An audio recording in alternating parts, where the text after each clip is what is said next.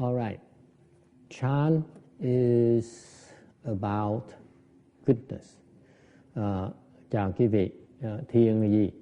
Thiền, because Chan or meditation, the objective when we teach meditation, our objective is to help you enter samadhi. Khi mà thầy chúng tôi mà dạy thiền quý vị đó, thầy nhắc lại mấy cái người sư ở chùa này cũng vậy đó. Nhắc họ biết đó, chúng ta bỏ thời giờ ra dạy thiền đó, là để giúp các học trò nhập định. This is really my emphasis with teaching Chan is to make sure to do things to help you enter samadhi. Okay? Because when you enter samadhi, good things happen for you physically as well as mentally and spiritually.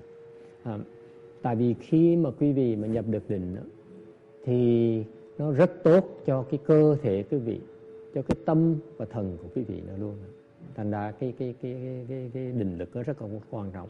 That's why I feel for a lot of people who practice meditation and they never really, the majority of the people who practice meditation never really enter samadhi. They don't. It's because they don't quite know how to meditate properly. They don't apply the proper technique.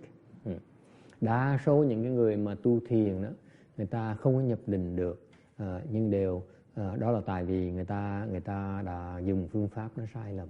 Okay, and regardless, even if you don't enter samadhi, you have a lot of good things happen to you. But the threshold is that when you enter samadhi, that's when great things happen to you. You have big changes physically. The physical changes that occur when you enter samadhi. Okay, it's like a shift. The body shifts gears. Okay, and it is stronger. It is more resilient. It is tougher. Your bones get harder. Tại sao cái thiền nó quan trọng, cái thiền định nó quan trọng? Cái thiền định nó quan trọng là tại vì khi mà quý vị nhập vào thiền định đó, thì cái cơ thể quý vị nó biến đổi. Cái cơ thể chúng ta đó, nó đổi. Chẳng hạn như cái khí mạch đó, nó mạnh hơn, và chẳng hạn như cái xương quý vị nó cứng hơn. Okay? Your bone do get stronger when you enter samadhi, by the way. It's a natural thing. So the higher your level of concentration samadhi, the stronger your bones. Chẳng hạn như quý vị biết không, nếu quý vị mà trình độ thiền định quý vị càng ngày nó càng cao, thì cái xương quý vị nó càng ngày nó càng cứng. Okay? That's why, for example, for older people, we encourage them to practice meditation because just last month, a lady who came here, she had a fall at the temple. She was helping cook in the kitchen, and she slipped and she fell. Really very hard fall. At her age, she's in her 60s, late 60s, at her age, you break a hip easily with that kind of strong fall. Hàng như có bà cụ tới đây càng lâu năm rồi, bà 4-5 năm rồi. Mà bà niệm Phật, niệm thiền. Thì bà cụ đi vào phòng bếp giúp nấu ăn. Thì hấp tấp thành trượt té một cái, té rất là nặng, là đứng dậy đau điếng cả người luôn, mà xương và nứt không có mẹ. So she got up and it hurt so much, she was in great pain for a while, but her bone suffered no damage, nothing is broken. Không, cái xương chầu nó không bị bể. Lớn tuổi như vậy thường rớt là cái chuyện xương chầu nó bể một cái là rồi đó, là mình xuống dốc thôi, không cách nào mình sẽ hồi phục được.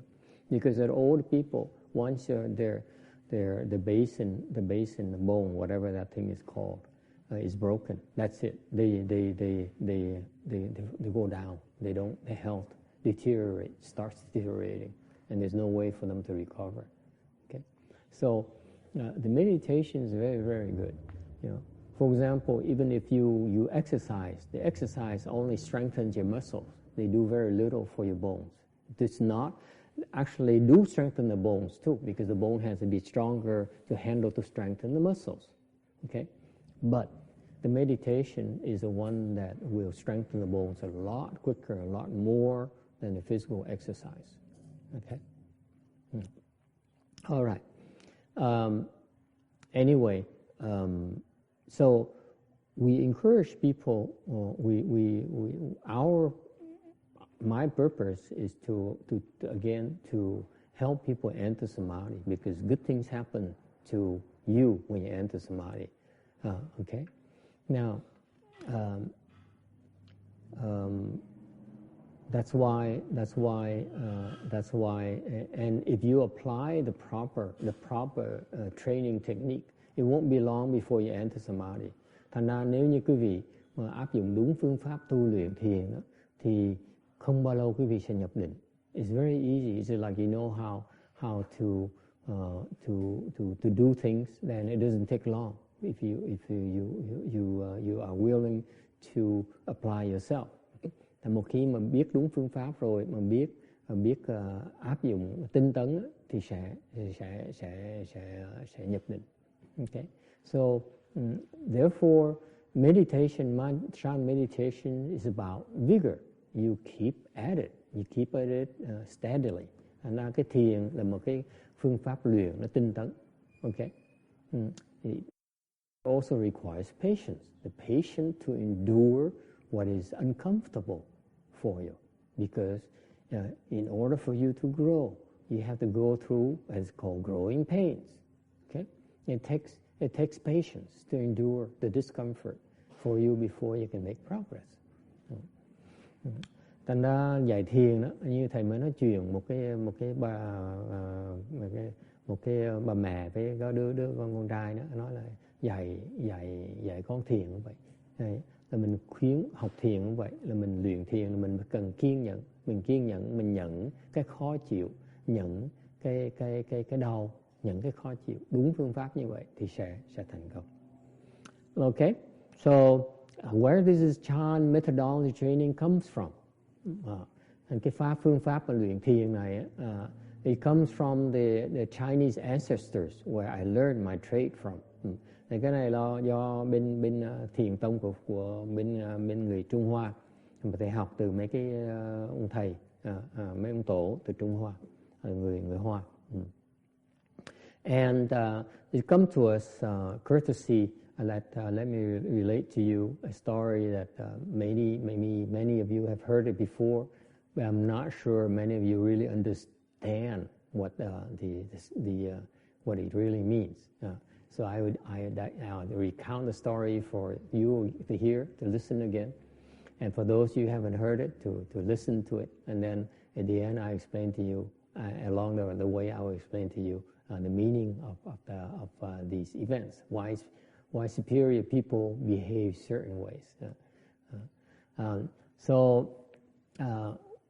The Chinese Chan was started when Venerable Bodhidharma, an Indian patriarch, Buddhist patriarch, brought Chan to China by coming to China himself.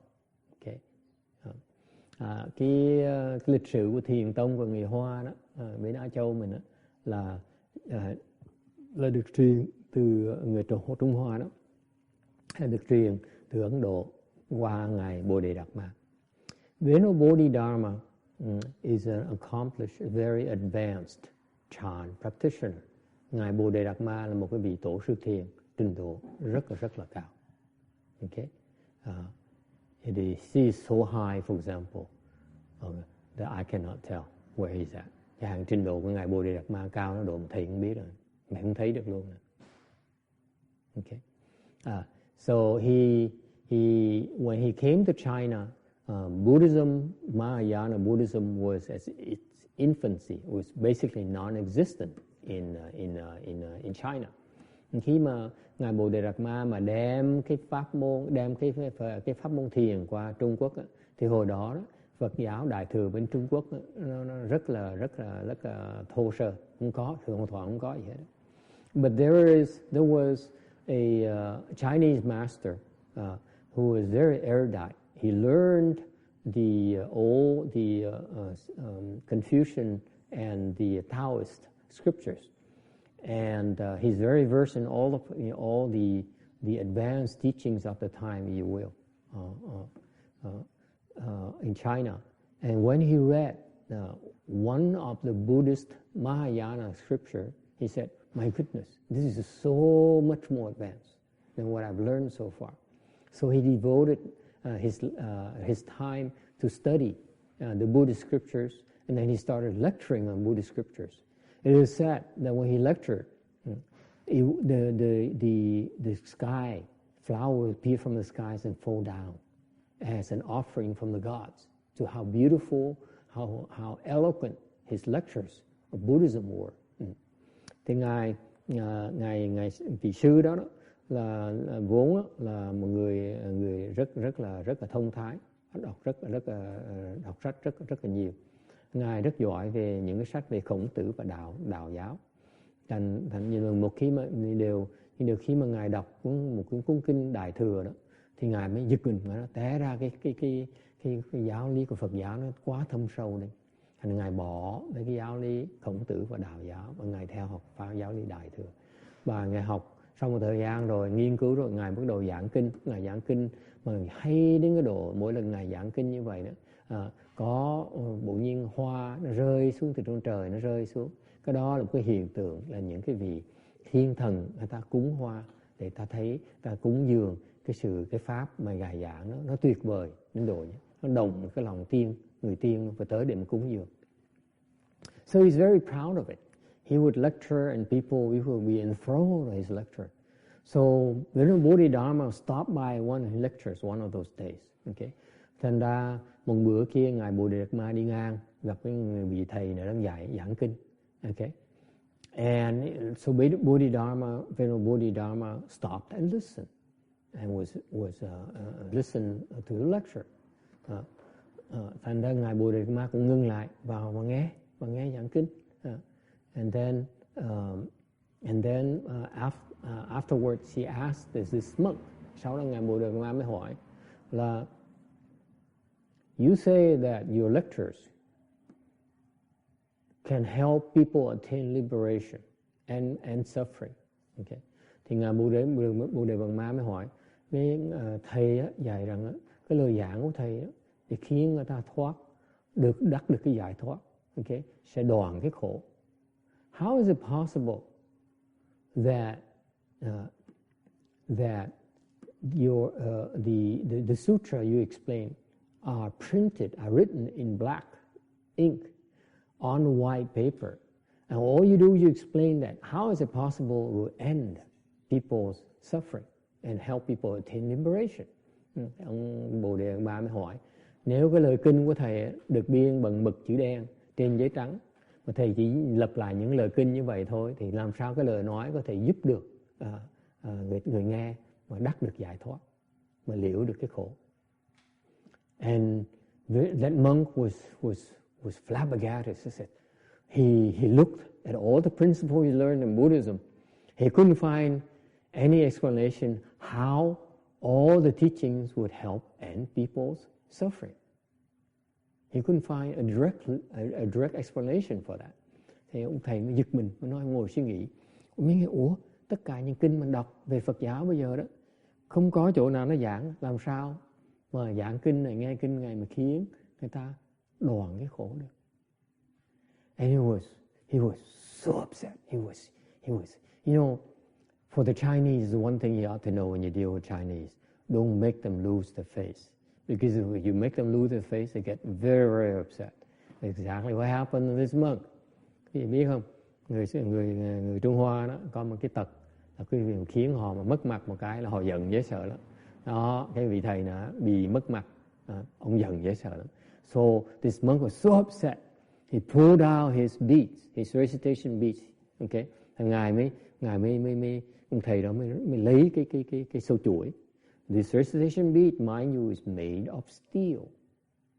Okay, cái sâu chuỗi này làm bằng mỗi hạt làm bằng sắt. And he swung at that Indian monk, the stupid Indian monk, and said, "How dare you?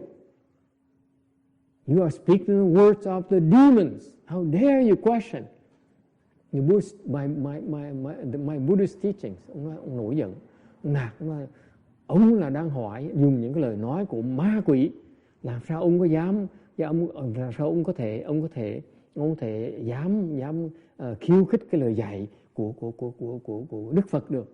Đó. Đúng là cái việc làm của ma quỷ. Ông lấy cái sâu chuỗi, ông quăng tới mặt cái ngài Bồ Đề Đạt Ma, and hit him in the mouth and broke his teeth. Ông quăng một cái, okay. Rồi cái sâu chuỗi nó đùng cái răng ngài Bồ Đề Đạt Ma, đùng miệng và làm bể cái răng. So Bodhidharma, true to a chant master, took the beating, didn't say anything, got up and left. Didn't say anything, didn't get upset, didn't explain himself, just got up and left. Thì ngài Bồ Đề Đạt Ma như là đúng cái truyền thống của người luyện thiền, bị người ta chửi, bị người ta đánh, bị người ta mắng, không trả lời, không có đính chính, đứng dậy, quay lưng, bỏ đi. That's it. That's a chant response. You see? Đó là cái cách một người thiền sinh trả lời. Okay? You understand chant. People challenge you. People attack you. People hurt you. You don't retaliate. You don't become defensive. You don't justify yourself. Cái người mà hiểu thiền như vậy, khi mà bị người ta tấn công, bị người ta chỉ trích, bị người ta hành hạ, mình im lặng, mình nhẫn chịu, mình không nói gì hết, mình không đính chính, mình không buồn, không giận. You don't get upset. You don't become sad. You don't become afflicted. Is it clear? All right? That's the chant spirit. And so he left. And it won't be long that Chinese monk was dying. And so the ghost of impermanence, this is based on Buddhist scriptures, came to him and said, hey, it's time for you to go. So the monk was afraid of death. He said, but my work is not done yet. I don't want to die yet. And the ghosts are impermanent, the ghosts, because when you die, there are two ghosts that come to you, and they one on each side, and they grab you by your armpits, okay, and drag you away, whether you like it or not. You don't believe it right now, but when it's time for you to go, you see for yourself, okay? They come and grab you. There's nothing you can do about it. So this monk said, wait, I'm not ready to leave yet. But the ghost says, but it's not up to you to decide when to go. It's us who tells you, who are sent here to get you. And the monk says, so what can I do? The ghost says, there's nothing you can do. So the monk says, then who's free from you? Who's independent from you? And the two ghosts says, that monk that you attacked a while ago, he's free from us. He cannot. We can't get to him. So that monk, very smart. He says, in that case, then please give me a chance. Give me some time. I like to go learn from that monk. Okay. And he made a case very persuasive. Remember, he's very eloquent, so the ghost agreed to let him go. So he ran after that monk and got to the monk and said, please teach me how to be free from impermanence, how to be free from birth and death, which is another word for attain liberation. When you attain liberation, you can live as long as you wish. Okay, this is why these Buddhist chant masters, when it's time for them to go, they know when they're going to go, at what time, but at exactly that point in time, they die. Okay, and they can live as long as they wish. Okay, so this is a Buddhist tradition, a chant tradition. That is always the case with all these accomplished chant masters. They can live as long as they wish. Okay, and they can die at the moment they wish to. By the way, if you want to die, there's a way to die at at will as well. But I'm not teaching that. Okay, it's a known Chan. It's a known Chan technique. You can kill yourself pretty easily without having to take any poison or throwing yourself in front of the bus. It's too ugly. It's too unclean. It's a much cleaner way to kill yourself. But we're in the business of prolonging your life, not shortening your life. That's why we don't teach you these things. Okay. Anyway, thì ngài thầy đó rồi không bao lâu ngài thầy đó là bị quỷ vô thường nó tới, nó kẹp nách thầy, nó đòi là đem về gặp Diêm Vương.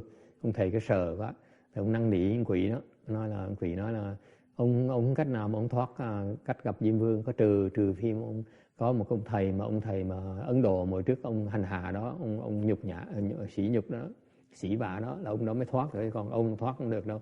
Thì ông thầy đó mới năn nỉ, mới tới này cho tôi một tí thì giờ tôi gặp cái ông thầy để tôi học xong thì tụi quỷ nó mới đồng ý, nó cho ông tới học. Thì ông chạy tới gặp ngài Bodhidharma để xin học.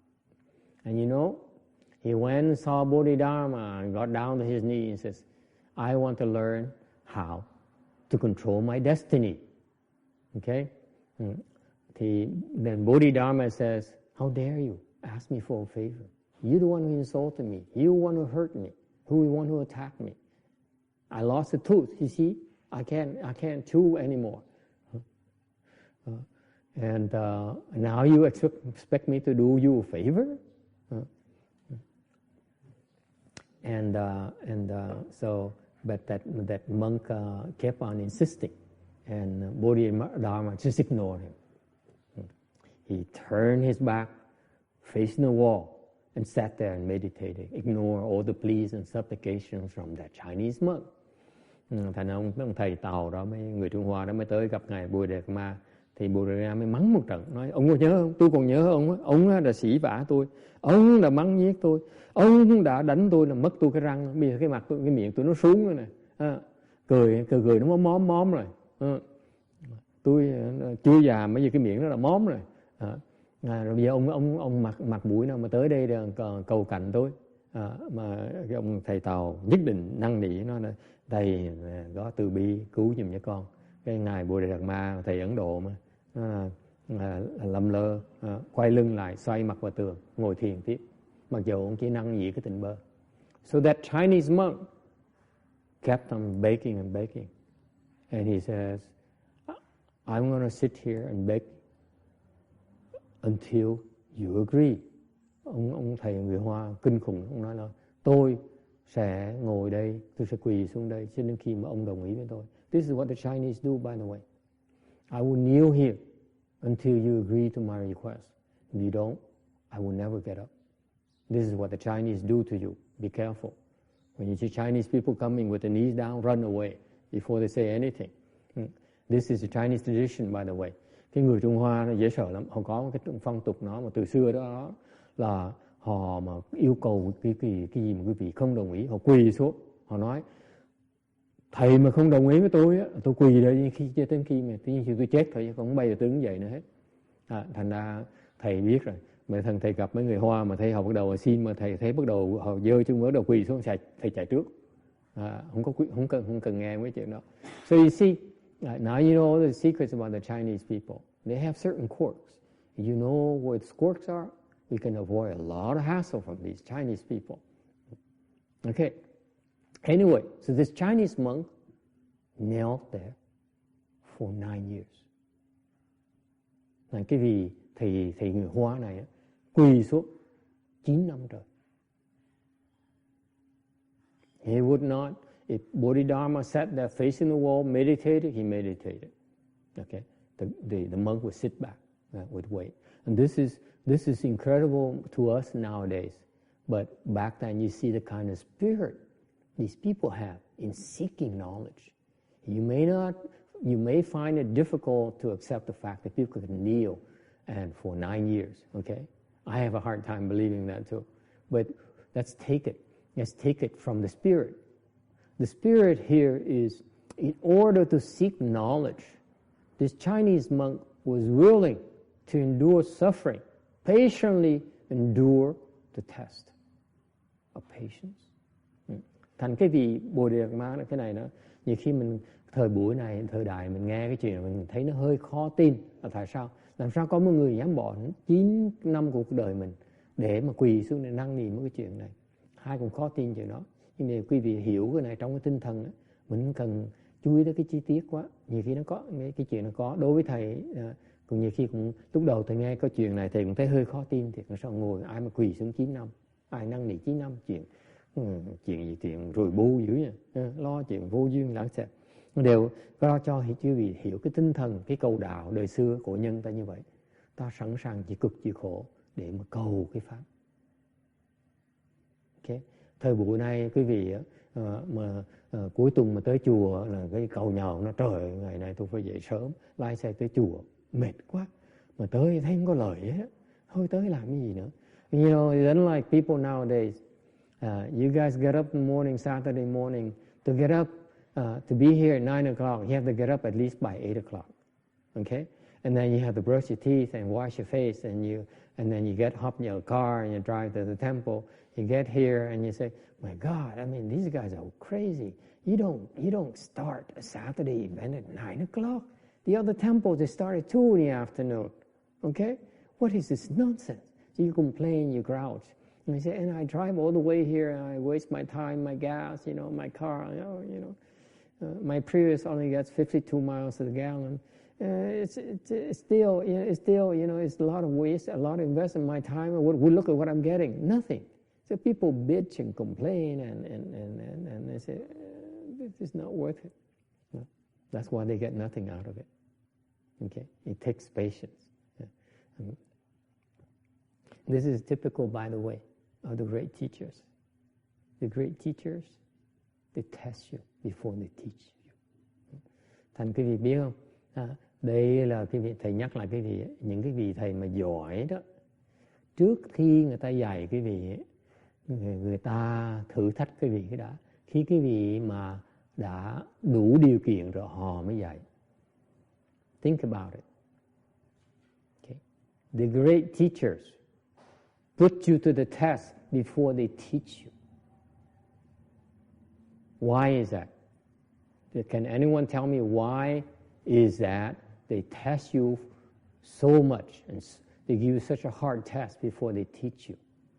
Có ai có trả lời cho thầy biết tại sao những cái vị mà mấy cái vị đại thiện tri thức đó, trước khi các ngài dạy chúng ta đó, ngài bắt người ta qua những cái thử thách rất là khó khăn mới dạy.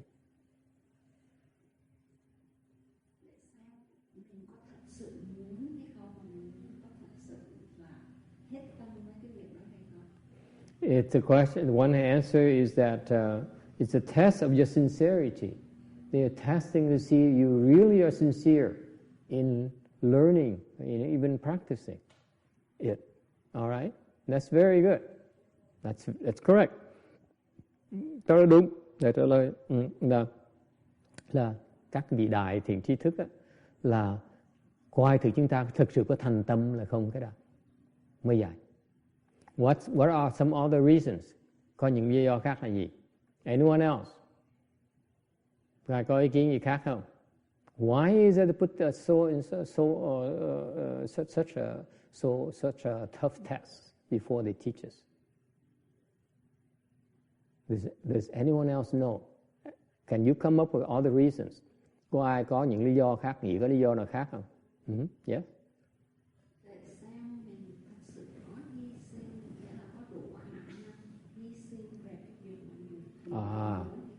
Very good. Another reason, thì nhắc lại cái lời này, cái lời lý do thứ hai cũng rất quan trọng, là quý vị có sẵn sàng chịu hy sinh không để đạt tới kết quả mình không? The second reason is very important. The tough test is to see if you are willing to make sacrifices to get what you want.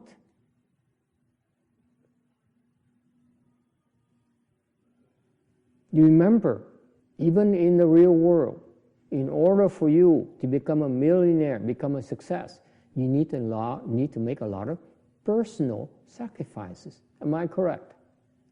It takes making takes being willing to make personal sacrifices in order to get the big results, the big success.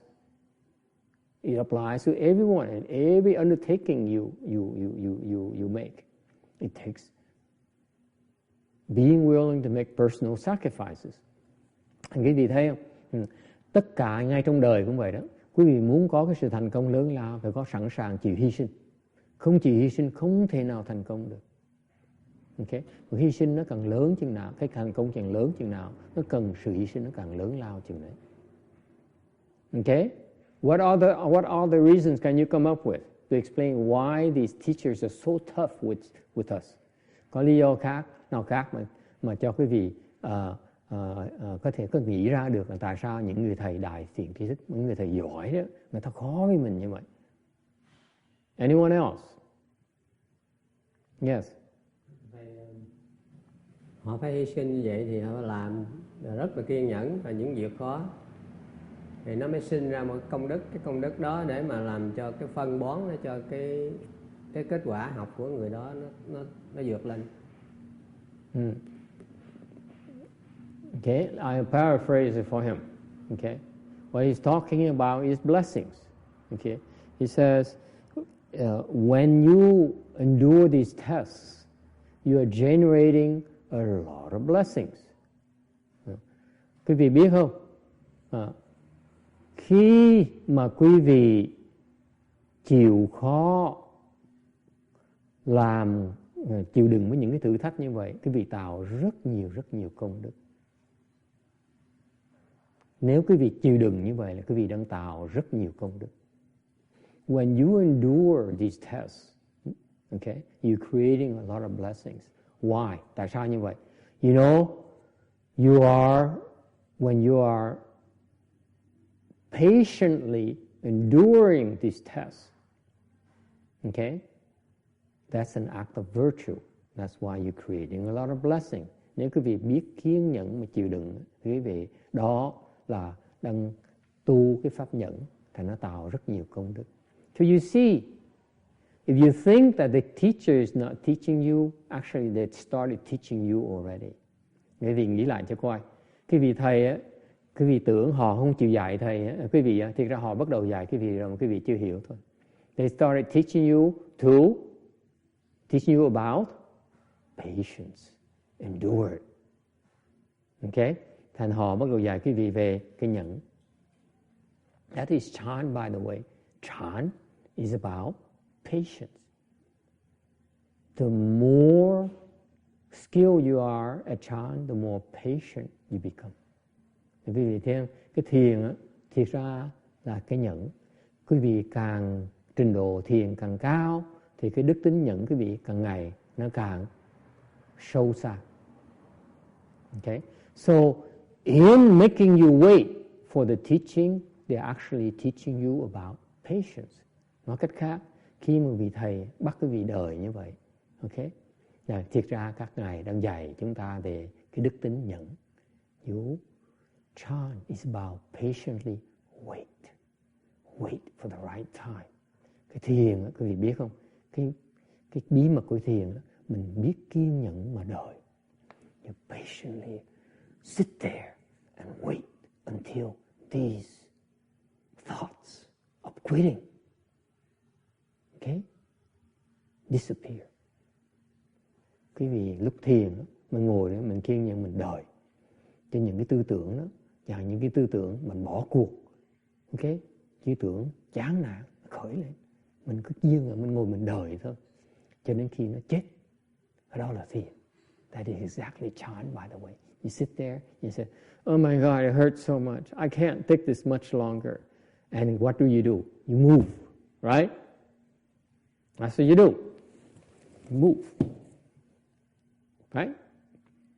You're not patient enough. That's why you moved. You see that?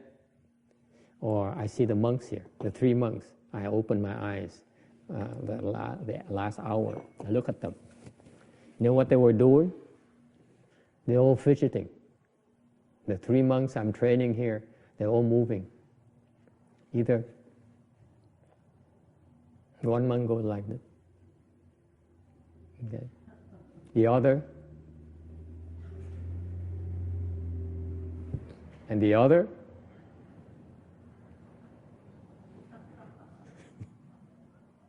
Okay. You do meditation. The first thing you learn is you want to teach meditation. If I'm your student, look at you, I will walk out. If you move, you're still moving. If you teach meditation, you still move like that much. When you teach meditation, you don't know meditation yet. This is what makes me very tough. I walk in the meditation hall. I look at the teacher first. If the teacher moves, that's it. He doesn't know. The first requirement, if you want to teach meditation, you don't move. You keep your body still. You can't keep your body still, you don't know how to meditate. Don't go like this. Okay? Don't go like this when you feel uncomfortable. And you go like this, you're dozing off. Okay? You're not concentrating on the task at hand. You're really meditating, concentrating your navel, reciting Buddha's name, counting your breath. What are you doing falling asleep? You're not concentrating. If you're concentrating, you're not going to fall asleep. Most of the time. Okay? And especially when you're uncomfortable and you move like this, you have no patience whatsoever. Because meditation is to sitting there and endure that, resist the temptation to move. If you move, you don't know how to meditate.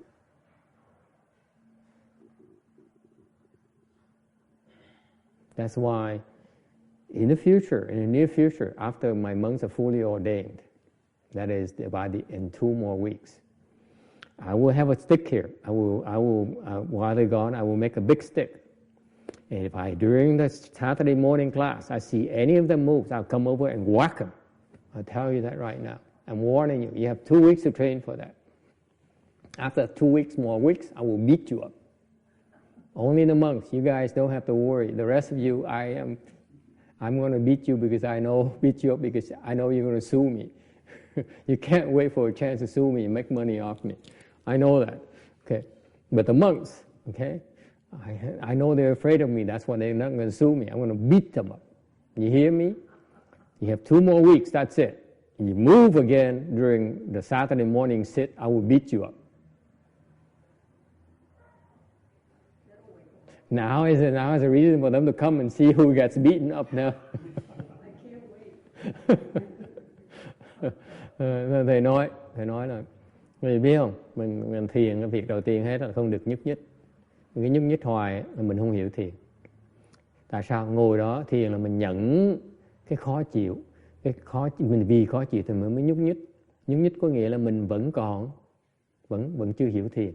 Thành ra thầy nói mấy ông sư này 2 tuần nữa mà khi mà hai học trò này mà đi sò đủ cụ túc giới rồi về đây thầy sẽ lấy mấy cái que gỗ. Thầy nói từ đây về sau mấy ông thầy mà còn nhúc nhích thầy quýnh. Ai nhúc nhích xài tới thầy quýnh một cái cho nó đã.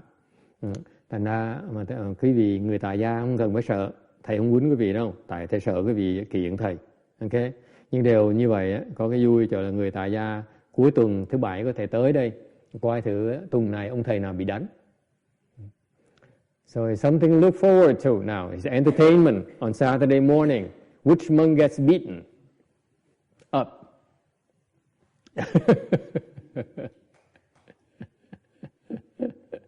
Okay? If you move during that 1 hour, any of you moves, I will beat you up. Okay, you lay people can help me out. You can help me find a very big stick. Okay? I need about this long, about at least 2 inches in diameter. Okay? So that it doesn't break. Oh, the bamboo tree. Very good. See, Janice made a good suggestion. All the monks will remember her now. The bamboo tree will not break.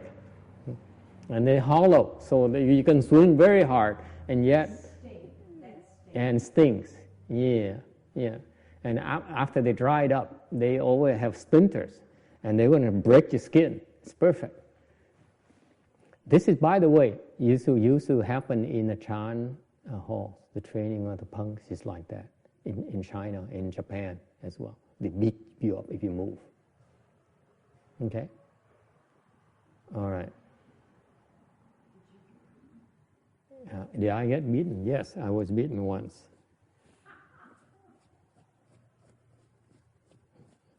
Because I was dozing off. I was sitting still. I was afraid to be beaten up. And so the head monk, and then towards the end, about of the hour, I began to doze off. Okay? So what happened is I started nodding off, and I remember, and I have a shudder like this. Okay? I thought no one saw it, but the head monk saw it, so he got up and he got a stick and he beat me. He whacked me. I never slept again during meditation. It's embarrassing. It didn't hurt, okay? Because he's kind-hearted. He's afraid to hurt people.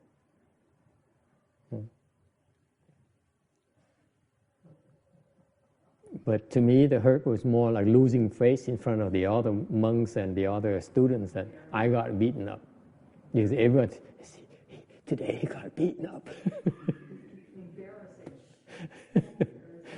And it spreads around. Everyone was looking at me differently, the following week. So I know never again. So anyway, so he sat there for that monk sat there for 9 years. And after 9 years, okay, Bodhidharma turned around and said, what are you doing here? Ngài Bodhidharma quay lại hỏi anh kia, ông làm gì? Ông làm gì đó?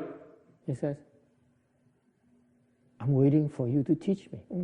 Ông thầy Tàu, ông nói là tôi đợi, con đợi thầy dạy cho con. Bodhidharma looked at him and said, with a sneer, says, I will teach you when the snow here becomes red. Meaning never. Thì Ngài Bodhidharma ác lắm. Ngài nói là, Ngài nghĩ mai nhìn nói, ông muốn tôi dạy ông hả? Chừng tôi sẽ sẵn sàng dạy ông khi nào cái snow là gì ha? Cái tuyết này nó màu đỏ. So that monk said, really? So he took out his knife and chopped off his arm. He chopped it off. And when he chopped it off, he really took the knife. It was very sharp. It's probably a samurai knife. And chopped it off, and the arm fell off on the ground, and blood started flowing down on the ground. And he scooped up a bunch of snow. Look at him. Master, the snow is red now. Please teach me. Ông thầy đó lấy cái dao, ông chặt cái phụp. Cái tay nó rớt xuống, máu nó chảy, đứt ra. Rồi cái máu nó làm cái tuyết nó thành màu đỏ. Tại ông thầy Tàu chụp cái tuyết lên, giơ lên cho ông thầy nói, này sư phụ, tuyết nó màu đỏ rồi. So Bodhidharma nodded, very good. Then he taught him. Thì Bodhidharma gật gà, nói được, bắt đầu dạy. So he taught him the mind transmission, how to end birth and death, how to meditate in order to end birth and death, to attain liberation and all suffering. Then he started explaining him, this is how you meditate. This is what you need to do. And he explained the phases of meditation and the techniques of meditation, how to apply himself. Okay. Thành ra Ngài Bodhidharma mới bắt đầu dạy, truyền cái tâm ấn, truyền cái pháp để mà luyện thiền. Ngài, tại vì quý vị phải nhớ là cái Ngài vì thầy người Tàu chỉ học chữ thôi, chưa bao học cái pháp thiền đấy. Remember, this Chinese monk only learned from the books. The books do not explain to you how to meditate. There's no such thing. Okay. Thành quý vị biết không? Cái vị thầy Hoa người Tàu này chỉ đọc sách là chỉ kinh điển, không có cái chi tiết để dạy quý vị cái phương pháp thiền. Okay. Là nhất cái phương pháp mà để mà liễu sanh tử không ai có trong sách nào hết. I assure you, the Dharma to end birth and death is not in any book. It's transmitted from teacher to student. Cái pháp mà liễu sanh tử được truyền từ người thầy cho tới người học trò, chứ không phải trong sách. So if you look for that Dharma in the books, you will not find it. Quý vị kiếm cái sách ở trong cái pháp đó mà trong cái sách đó, quý vị không có đâu, không thấy được đâu, không tìm ra được. Okay, so that Chinese monk was so happy, and so Bodhidharma named him. I'm going to call you Sẩn Quang. Okay, ngài Bodhidharma mới gọi đặt tên cho con, đặt tên cho con là is it Sẩn Quang or is it a second patriarch title? What is his name? Anyone remembers? Okay. Anyway, so then he was so enthralled, but then pretty soon the pain from the wound was too painful. So he said, "Oh, Master, I can't concentrate anymore because my arm hurts so much. Because as you can know, blood still pouring out." Now he came back to reality and saw that the blood is starting to, the pain is too intense. Rồi cái thầy Tàu đó, ngoài người thần quang đó, mới đang học cái pháp mà quên luôn, học cách mê man, mê sung sướng quá, quên. Rồi từ từ mới nhớ lại cái tay nó rằng máu đang chạy ra, thành đau điếng, đau nhức dễ sợ lắm. Rồi mới than, nói thầy ơi thầy, tay con nó đau quá. Okay. So Bodhidharma says, where is your pain? Okay, show me where the pain is. Show me. No, the Sẩn Quang says, Master, please stop. Give me a break because my mind is so painful. I can't. Because my pain is in great pain right now. I can't concentrate. Cái thầy thần Quang mới nói là sư phụ ngừng lại cho con, tại vì cái tâm con bây giờ nó đau đớn quá, con không thể nào chú tâm được, nghe thầy giảng được. Ngài Bodhidharma mới trả lời, cái tâm con ở đâu, đem nó ra cho thầy coi. So Bodhidharma said, where is your mind? Show it to me. I will fix it for you. I will fix your pain for you. Okay. Con cái tâm con ở đâu, đem ra cho thầy coi, thầy sẽ chữa cái đau cho con. So Sẩn Quang looked everywhere for his mind. He couldn't find it. So he said, I can't find my mind. Thầy Thần Quang mới tìm kiếm tất cả cái tâm mình ở đâu. Thì ngài mới trả lời nói, thầy bạch thầy, con tìm tâm con không thấy đâu hết. Bodhidharma said, then I fix your pain for you already. Ngài Bodhidharma mới nói là như vậy là tôi đã chữa xong cái đau, cái tâm đau của thầy rồi, chữa xong cái tâm của thầy rồi. And that's when Sẩn Quang became enlightened. Lúc đó ngài thần Quang đắc giác ngộ. Okay. So what does it mean? Where's your mind that feels the pain? Nói cách khác, thầy hỏi quý vị, I'm asking you right now. Where's your mind who's feeling the pain? Where is it feeling discomfort? Thầy hỏi quý vị, cái tâm mà quý vị đang cảm thấy khó chịu, đang cảm thấy đau đớn, nó ở đâu? Where is it?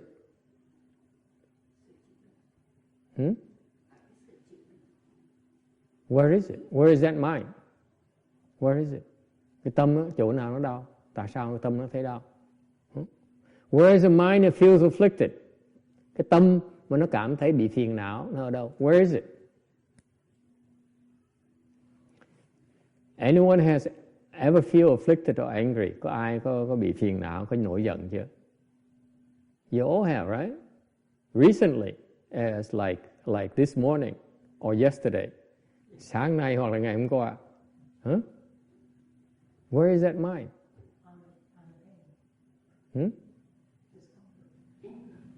Discomfort.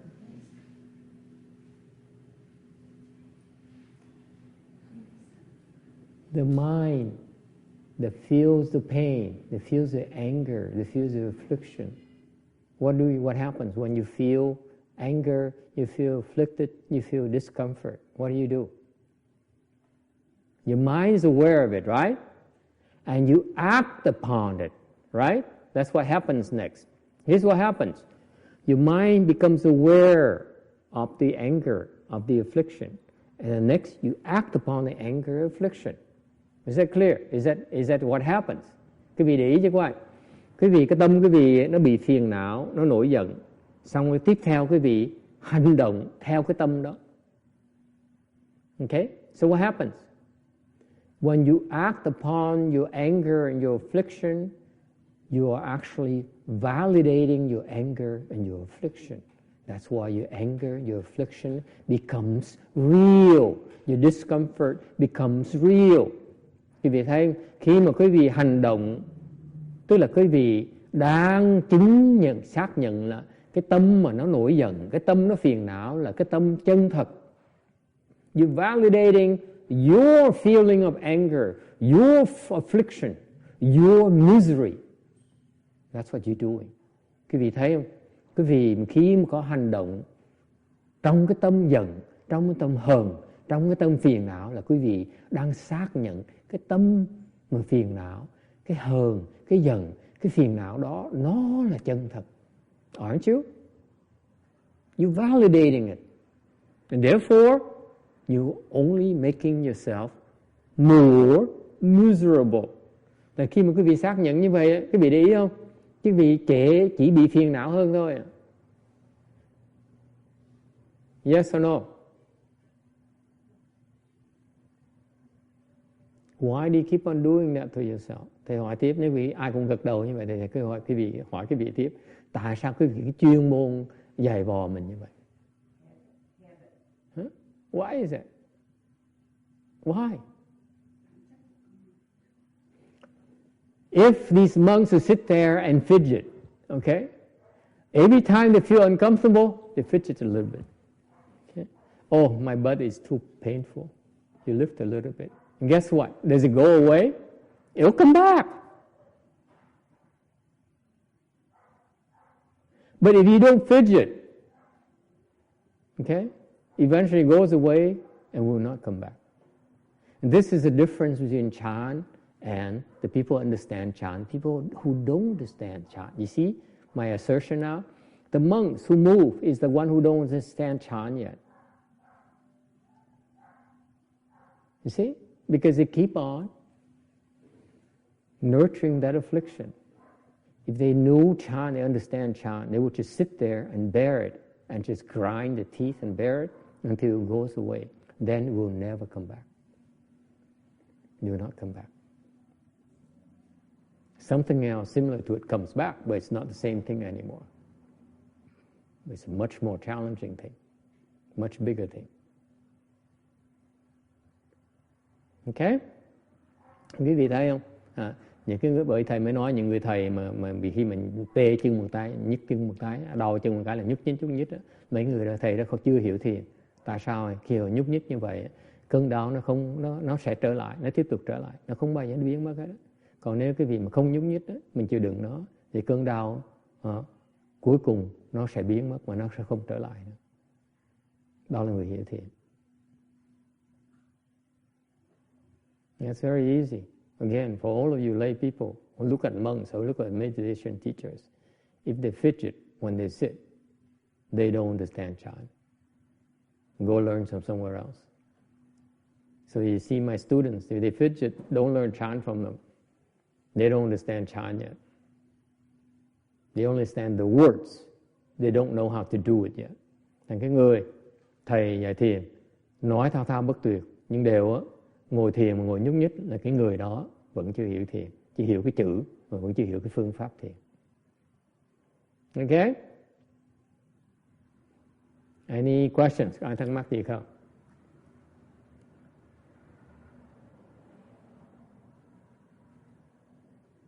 Again, the lesson I want you to take away from today, besides knowing that in 2 months, the next month, there will be entertainment on Saturday morning.